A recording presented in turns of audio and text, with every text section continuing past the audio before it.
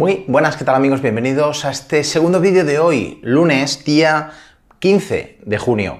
¿De qué vamos a hablar hoy? Os lo tenía prometido, las cifras y los detalles del RAV4 Prime.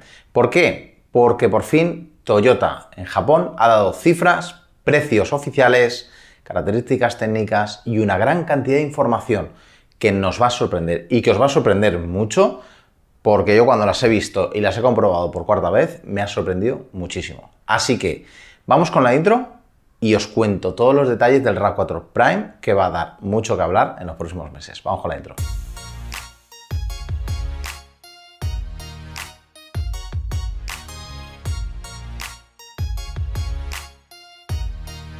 Bueno, vamos con lo primero del Toyota RAV4 Prime. Como sabéis, es un híbrido enchufable de la marca Toyota.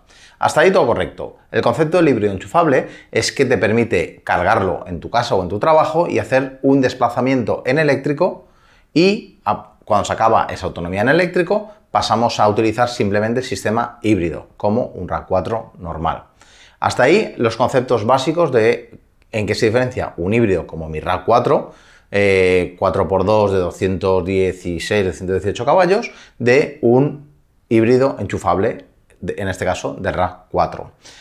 ¿En qué cosas también mejora mucho? Que no solo tiene esa autonomía extra para andar en eléctrico, que el mío no tiene, sino que además, en este caso, el RAV4 Prime, híbrido enchufable, viene con mucha más potencia que entrega a las ruedas. ¿Cuánta más? Pues sale con 306 caballos de potencia máxima, lo cual supone pues unos 80 caballos extra con respecto al RAV4 4x4 más potente. Es más, se debe comparar con el 4x4 porque el RAV4 Prime, aunque viene en tres configuraciones, solo cambian los acabados. En todos los casos es un vehículo con tracción integral a las cuatro ruedas, denominado 4x4 de Toyota. Además, el par motor, que se mide en Nm, combinado del motor gasolina más el motor eléctrico, es de 591 Nm. Por lo tanto, no está nada mal el torque motor de el motor de gasolina más combinado con el motor eléctrico. Está bastante bien.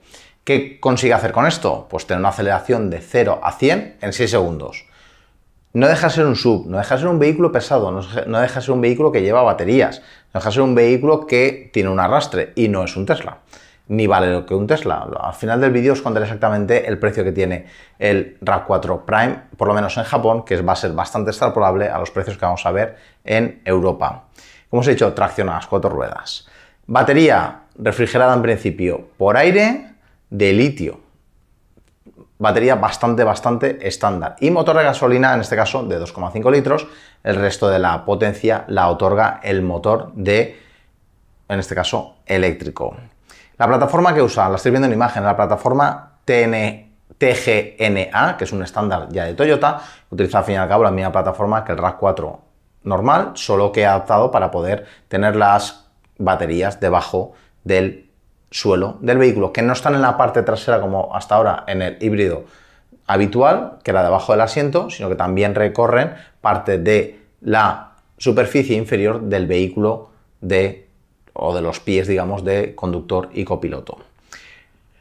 Cosas importantes, tiempos de carga. Este RAV4 Prime tiene han medido dos formas de carga en casa. Si hacemos una cometida especial desde nuestro contador hasta una wallbox que nos dé hasta 16 amperios, podríamos cargar el 100% de esa batería extra durante 5 horas con 16 amperios. Sin embargo, si tenemos un enchufe que no tiene suficiente potencia, nos iríamos a 27 horas. Por lo tanto, y además hay que hacer la conversión porque esto está calculado con el tipo de electricidad que utilizan en Japón, que no es exactamente la misma que en Europa, pero aproximadamente con una instalación básica de un wallbox, sin hacer una cometida excesivamente cara, que te pueda costar 300, 400, 500 euros, si tienes una casa unifamiliar, lógicamente, de tu cuadro de luces y diferenciales a el wallbox, puedes tener eso, una carga todas las noches, que entre 4 y 5 horas tengas el 100% de la autonomía cargada. Por lo tanto, no está nada mal.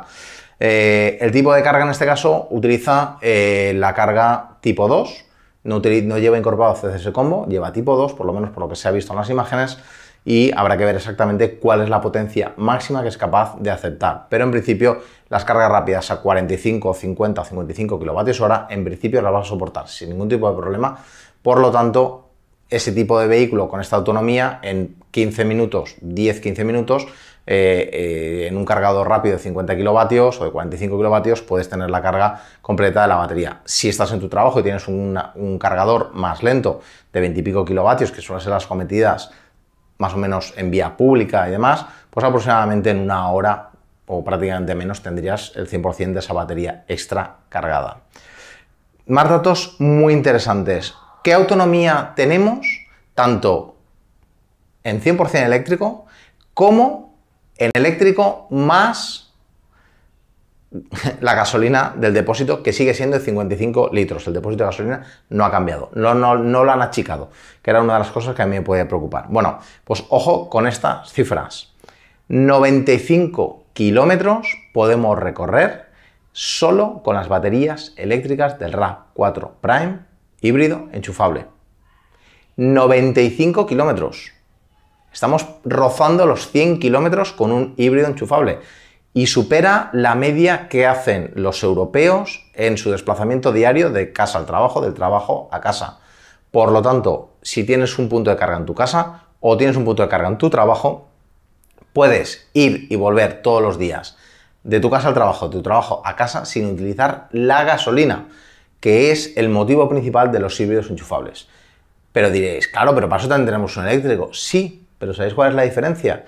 Que si utilizamos la batería más el depósito de combustible sin forzar que siempre vaya en eléctrico durante los primeros 95 kilómetros, el RAV4 Prime nos da una autonomía total homologada.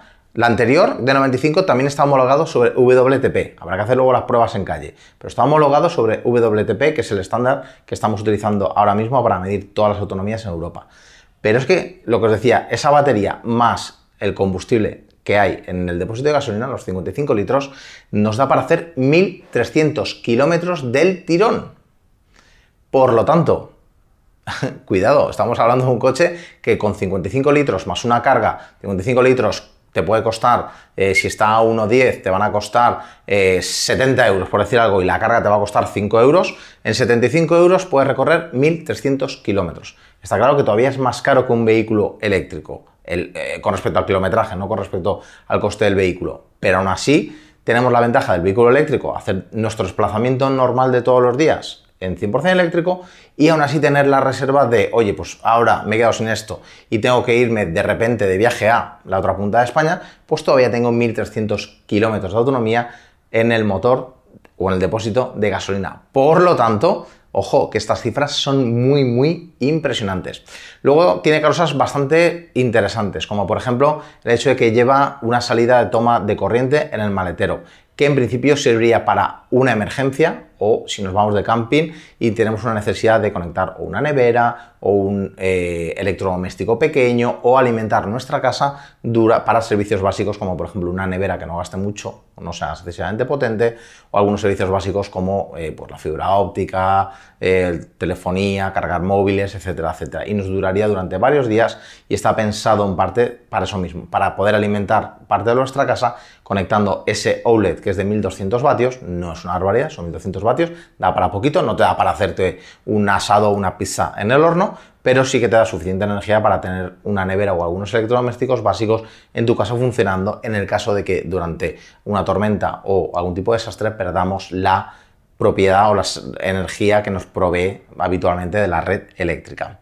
Ahora bien, más accesorios, lleva el head-up display, lleva unos acabados premium, en este caso, viene con 3 tipos de acabados y para que os hagáis una idea de los rangos de precios en Japón.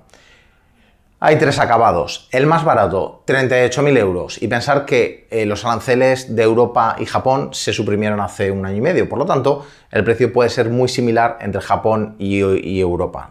Igual en Europa quieren subirle un poco el precio, pero también tienen que contar con el tema de ayudas. Por lo tanto, muy posiblemente el modelo básico se quede por debajo de 40.000 euros y, sin embargo, el modelo premium se quede sobre los 44.000 euros para un RAV4 Prime, con 300 caballos, con 95 de autonomía en 100% eléctrico y unos acabados de piel Premium, Head-Up Display, JBL de audio, Android Auto, CarPlay, etcétera, etcétera, etcétera, etcétera. Por lo tanto, no está nada mal. Tengo ganas de verlo y de hecho Toyota Japón ya ha hecho una previsión de unas 300 unidades vendidas en Japón al mes. Eso es lo que han contado por lo menos en la nota de prensa, que si queréis os dejo aquí enlazado para que lo veáis. Es el departamento de prensa de comunicación global de Toyota global, que está situado en Japón. Y la verdad es que tiene muy buena pinta. En próximos vídeos, como os he prometido, os hablaré de la comparativa entre el Ford Kuga, también hablando de dimensiones, y del RAV4. Pero ya vemos una cosa, hay bastantes artículos que dicen sí, Kuga versus RAV, hay 3.500 euros de diferencia. Sí. Pero es que la diferencia es que el Kuga te hace 40 y pocos kilómetros de autonomía o 50 o 60 de autonomía en eléctrico, lo tenéis en el vídeo que os publiqué ayer, no recuerdo de memoria, y el RAV4 te da hasta 95 kilómetros de autonomía en eléctrico. Ya sabéis que esto siempre depende de orografía, características, tiempo, clima, cuánto le hayas cargado, pam. Hay muchas condicionantes que pueden variar bastante, pero es de los primeros híbridos enchufables que llega a ese objetivo de casi los 100 kilómetros de autonomía. Por lo tanto, muy interesante. Así que nada, en el próximo vídeo, ya os he dicho, os compararé RAV4 Prime y Ford Kuga híbrido enchufable. Veremos precios, veremos acabados, veremos características, potencias. Os pintaré varias tablas con la información clave y en qué gana cada uno de ellos. Pero RAV4 Prime, para mí, gana bastantes puntos. Habrá que ver al final qué disponibilidad hay de este modelo, porque creo que se van a vender como caramelos. No es un coche barato, lo sé, pero creo que se van a vender muy bien a pesar de la crisis y a pesar de los pesares. Recordad, híbrido enchufable con etiqueta 0. Por lo tanto, 38.000 euros, etiqueta 0, 300 caballos, 0 a 100 en 60 en 6 segundos. No está nada mal. Lo dicho, gracias por estar aquí. Mi nombre es Alejandro Pérez. Espero que os haya sido de utilidad este vídeo. Os dejo más imágenes que no he podido colocar aquí al final con un poquito de música y nos vemos en el próximo vídeo, que será mañana. Lo dicho, espero que os haya gustado y si es así, suscribiros, darle a like y nos vemos mañana. Chao.